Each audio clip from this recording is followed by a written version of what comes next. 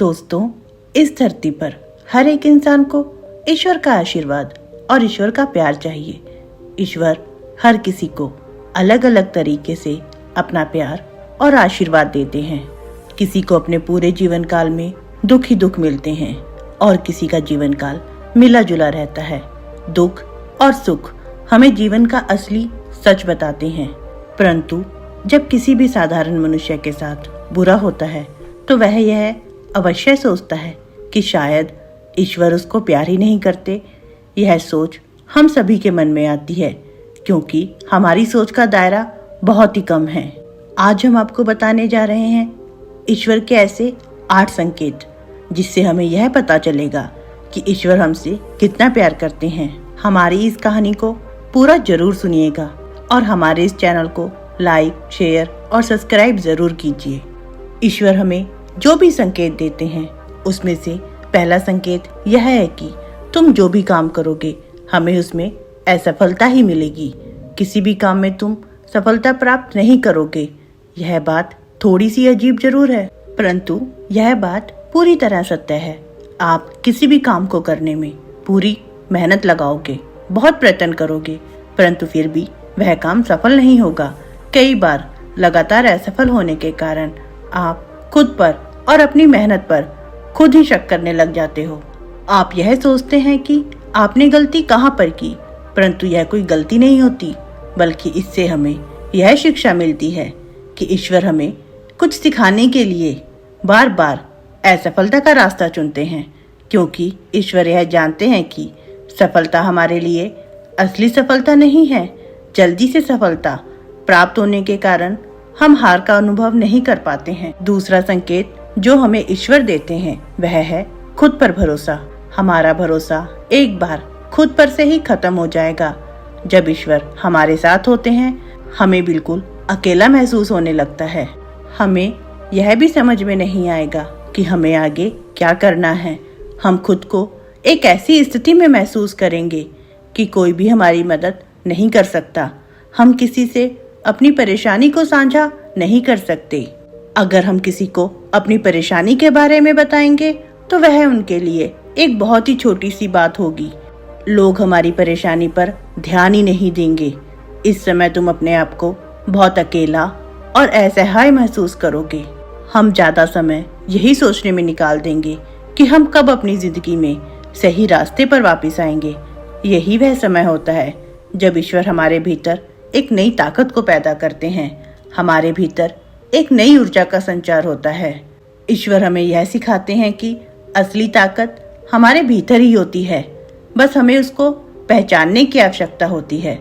दोस्तों, ईश्वर का तीसरा संकेत है कि तुम्हारे जीवन में दुख बहुत ही ज्यादा होगा, वह चरम सीमा पर होगा।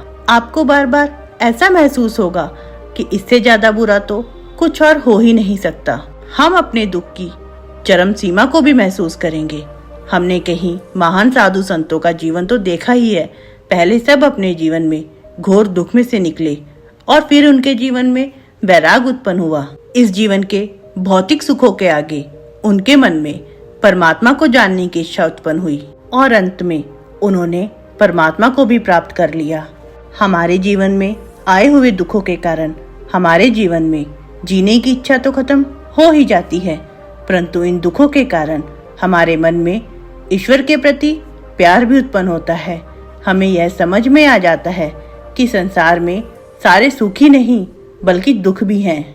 दुख में ही हमें ईश्वर की मौजूदगी का एहसास होता है। ईश्वर हमें सबसे पहले हारना सिखाते हैं, क्योंकि जब तक तुम हार को नहीं समझ पाओगे तुम जीत को भी नहीं समझ सकते। ईश्वर हमें चौथा संदेश यह देते हैं कि जब तुम्हारी सारी उम्मीदें टूट जाएंगी तब तुम्हारे भीतर एक खोज शुरू होगी। उस खोज के कारण तुम खुद को ही परखना शुरू कर दोगे, अपनी कमियों तथा बुराइयों को जानना शुरू करोगे। हमने अपने जीवन में जो कुछ भी खो दिया है या हम बार बार असफल हुए हैं, हम उसका कारण ढूंढने की कोशिश करेंगे। हम खुद से ही सवाल पूछेंगे। यही वह समय होता है जब हम खुद से और अपनी अंतरात्मा से जुड़ना शुरू कर देते हैं। जब हम अपनी ही अंतरात्मा के साथ जुड़ते हैं तो हमारे जीवन में एक नया बदलाव आता है। यह समय हमारे अंदर एक नई ताकत को पैदा करते हैं। यह समय हमें सिखाता है कि असली ताकत हमारे भीतर ही मौजूद होती है। दोस्तों, 5वां संदेश जो हमें ईश्वर देते हैं वह यह है कि तुम्हारे जीवन में और तुम्हारे व्यक्तित्व में एक बदलाव आएगा। जब हम खुद के साथ जुड़ते हैं तो हम खुद को और हमारी कमियों को भी समझने लगते हैं और हम खुद को बदलना शुरू कर देते हैं। हम पहले से ज्यादा शांत, स्थिर और चीजों को गहराई के साथ समझने वाले बन जाते हैं।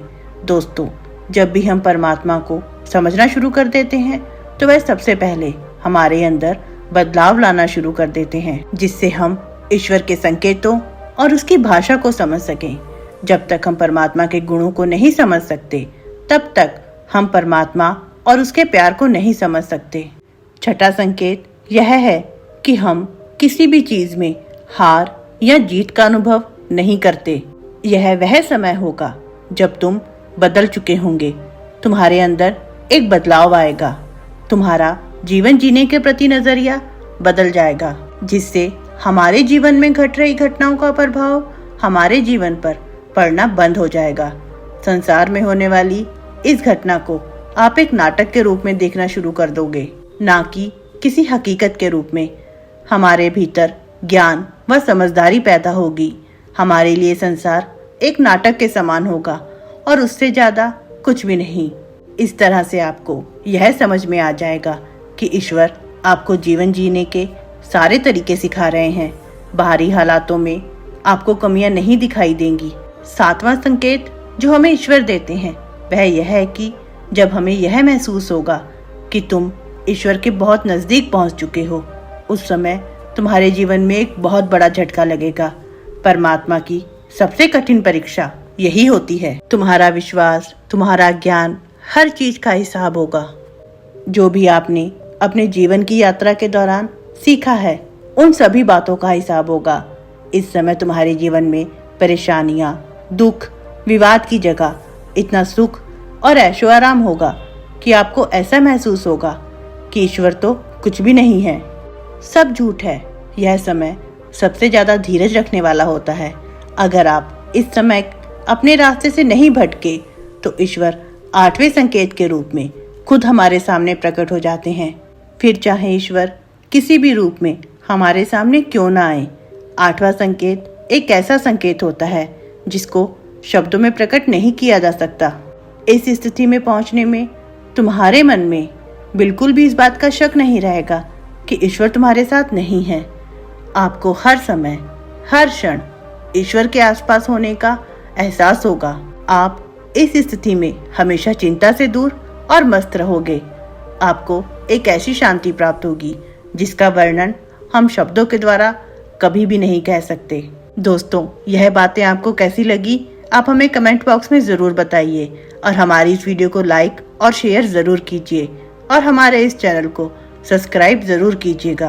कल फिर से मिलते हैं एक नई कहानी के साथ।